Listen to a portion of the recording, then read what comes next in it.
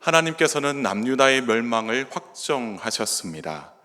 이 요시아의 아들들이 아버지의 신앙을 물려받지 못하고 오히려 신앙을 버렸기 때문에 멸망의 날이 앞당겨지게 되었습니다. 20절의 말씀입니다. 너는 레바논에 올라 외치며 바산에서 내 소리를 높이며 아바림에서 외치라. 이는 너를 사랑하는 자가 다 멸망하였음이라. 하나님께서는 이 남유다에게 다른 나라에게 도움을 요청해 보라고 말씀하셨습니다. 그래서 레바논에 올라가서 소리 높여보고 바산에서 외쳐보고 또 아바림에서 외쳐보라고 말씀을 하셨습니다. 이때에 너를 사랑하는 자라고 하는 것은 하나님이 아니라 이방 나라들을 의미합니다. 범죄한 남유다를 사랑한 그런 이 남유다 근처의 나라들인 것이죠. 한때 남유다는 이방 나라들에게 특별히 그들의 풍습을 배웠습니다. 마땅히 배워야 할 아버지의 신앙은 배우지 못하고 그저 이방인들의 나쁜 풍습만 배웠다라고 말씀하시는 거죠. 그래서 하나님의 말씀이 아니라 이방 나라의 정책을 따르고 또 특별히 하나님을 멀리하고 이방 나라들이 믿고 있던 우상을 섬겼다라고 말씀을 하십니다. 그래서 하나님께서는 이를 비꼬듯이 이방 나라를 너를 사랑하는 자라고 말씀하시는 것입니다. 그래서 이방 나라들의 잘못된 풍습으로 말미암아 남유다가 완전히 변화되었습니다. 하나님의 은혜를 잊게 만들었고 또 하나님의 음성을 듣지 못하게 그들의 귀를 닫게 했습니다. 그래서 레바논, 이 바산, 아바림 이곳에서 외치라고 이야기한 것이죠. 이 레바논과 바산과 아바림은 각각 이스라엘의 북쪽과 또 북동쪽과 또 남동쪽에 있는 그런 고산 지역이었습니다. 그리고 이 산들은 남유다 근처에 있는 이방 나라들의 산이기도 했습니다. 그래서 하나님께서는 너희 근처에 있는 너희를 사랑하는 나라들에게 도움을 요청해 보라 말씀을 하셨습니다. 그런데 이들이 이 남유다를 도와줄 수 있을까요? 도와줄 수가 없습니다. 왜냐하면 이 근처 이 나라들도 하나님의 심판을 당하여 멸망당했기 때문입니다. 하나님의 심판으로 인해서 멸망당했기 때문에 이들이 남유다를 도울 수 없다라는 것이죠. 그래서 하나님은 남유다에게 나쁜 습관을 갖게 한 이 이방 나라들에 대해서도 심판하시겠다 말씀하신 것입니다. 우리의 삶도 마찬가지입니다. 우리를 온전히 도우실 하나님만 믿고 의지하며 살아야 한다는 것입니다. 우리를 온전히 도우실 분은 오직 하나님 한 분밖에 없다는 사실을 기억하면서 우리가 이 세상 속에서 오직 하나님만 의뢰하며 살아야 할 것입니다. 그래서 우리를 능력으로 도우시는 하나님의 손길을 우리의 삶 속에서 경험하게 되기를 주님의 이름으로 축복합니다. 그리고 우리는 아무런 문제가 없을 때, 삶이 평안할 때 하나님을 더 잘 믿어야 할 것입니다. 그런데 21절의 말씀에 남유다는 평안할 때 하나님을 버렸다라고 이야기를 하고 있습니다. 이유는 어릴 때부터 불순종하는 습관을 고치지 못하였기 때문입니다. 여기서 습관이라고 하는 말은 이 데레크라고 하는데 여러 사람이 자주 걸어 다닌 그 길과 그 결과 단단해진 그 길을 의미합니다. 그래서 이 어렸을 때부터 나쁜 습관을 고치지 못하게 되어서 나쁜 습관으로 계속해서 하나님께 불순종하고 있다는 그것을 하나님께서 말씀하시는 것입니다. 여러분, 스포츠에서 코치들이 이 선수들의 습관에 대해서 말하는 경우가 있습니다.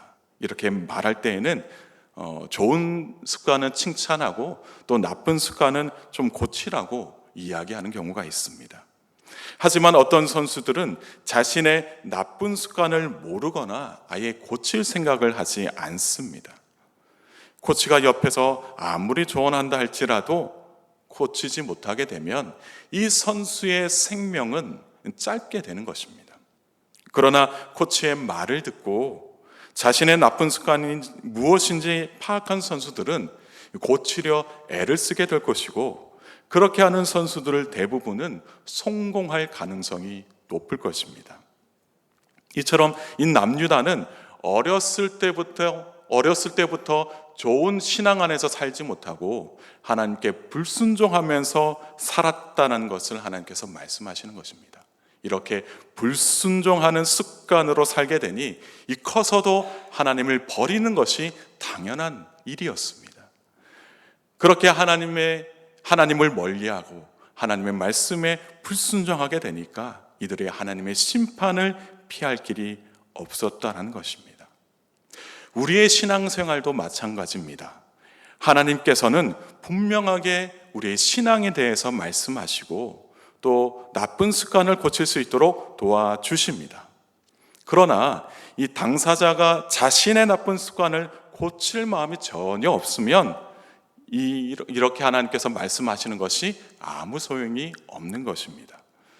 하나님은 남유다가 어릴 때부터 나쁜 습관이 있었다고 말씀하셨습니다. 이 말씀은 아주 오래전부터 너희가 이 불순종하는 습관을 고쳐야 된다고 말씀하셨다는 것입니다. 그런데 이 남유다가 이 나쁜 습관을 고치기를 거부하게 되었고 하나님을 멀리하게 된 것이죠. 결국에는 남유다가 이 불순종의 습관을 고치지 못하였고 날이 갈수록 하나님께 거역하는 것이 더 심해지게 되었습니다.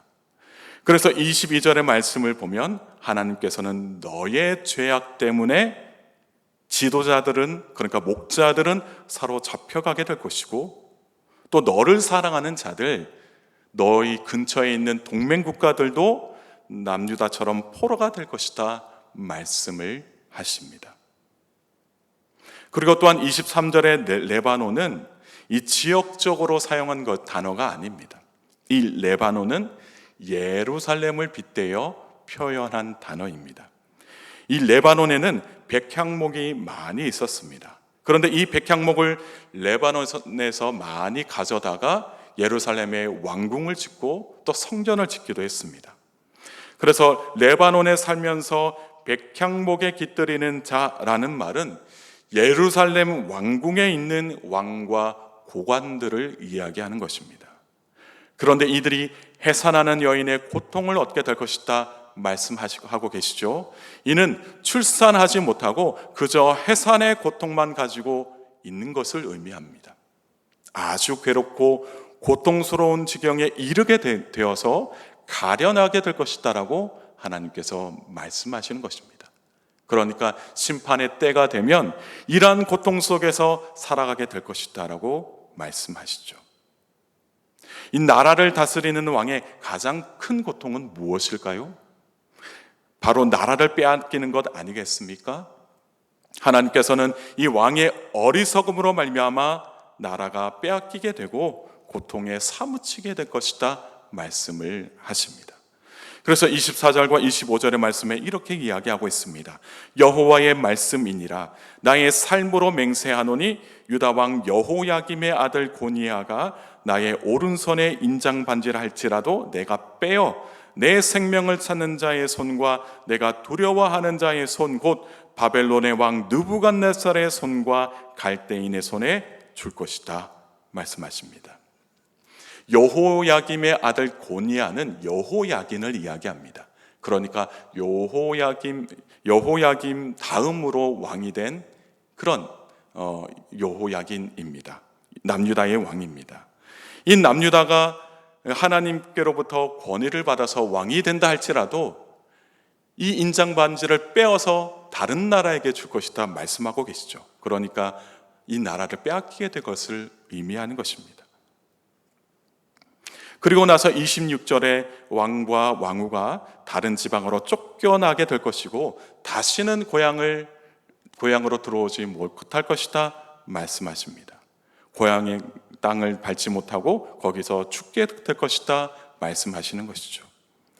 그리고 27절에 정작 마음으로는 돌아오고 싶어도 고향 땅으로 돌아오지 못하게 되고 그곳에서 불행한 최후를 맞이하게 되는 그런 안타까운 일들이 일어나게 될 것을 말씀하십니다. 이런 상황 속에서 백성들은 어떻게 여호야긴 왕과 그의 자녀들이 포로가 되어 끌려가게 되었는가 묻게 될 것이다 말씀하십니다. 그럴 때 하나님께서는 이 여호야긴은 형통하지 못한 자라고 기록하고 그의 자손 중에는 유다를 다스릴 자가 없을 것이다 대답하라 말씀하십니다. 사랑하는 성도 여러분, 오늘 말씀 안에서 우리가 한 가지 기억해야 할 것이 있다면 우리가 신앙의 좋은 습관을 가져야 한다는 것입니다. 그러기 위해서는 먼저 나에게 있는, 내 자신에게 있는 어떤 신앙의 나쁜 습관, 그것이 나에게 있는지, 나에게 나쁜 습관이 있는지를 살펴보아야 할 것이고, 때로는 이 나쁜 습관을 고칠 수 있도록 하나님께 기도하면서 살아야 합니다. 그럴 때 하나님께서는 우리의 코치가 되어주셔서 우리의 나쁜 습관을 고칠 수 있는 조언자가 되어서 우리가 그 모든 습관을 우리가 고쳐나갈 수 있게 될 것입니다. 그러면 하나님은 우리의 약한 부분을 고쳐주시고 우리를 새롭게 하실 줄 믿습니다. 그래서 하나님과의 관계가 회복되고 우리의 신앙이 더 성장하게 되는 은혜의 역사를 오늘도 우리가 경험하게 될 것입니다. 오늘 하루도 하나님의 크신 은혜 안에서 영적으로 승리하는 저와 여러분 모두가 되기를 주님의 이름으로 축복합니다. 함께 기도하시겠습니다. 사랑과 은혜가 충만하신 하나님 아버지, 오늘도 새벽 자단을 쌓게 하시고 기도하게 하신 것 감사를 드립니다. 부족하고 연약한 저희들 오늘도 하나님 앞으로 나왔습니다. 하나님께서 주시는 말씀을 듣고 또 이 세상 위에서 영적으로 승리하며 살 수 있도록 주님 은혜 베풀어 주옵소서. 여호야긴은 어릴 때부터 나쁜 습관에 빠져서 하나님을 멀리하고 이방 나라의 풍습을 따랐습니다. 그래서 하나님의 음성이 들려도 대답하지 않고 자신의 소견에 옳은 대로 그저 행하며 살아왔습니다.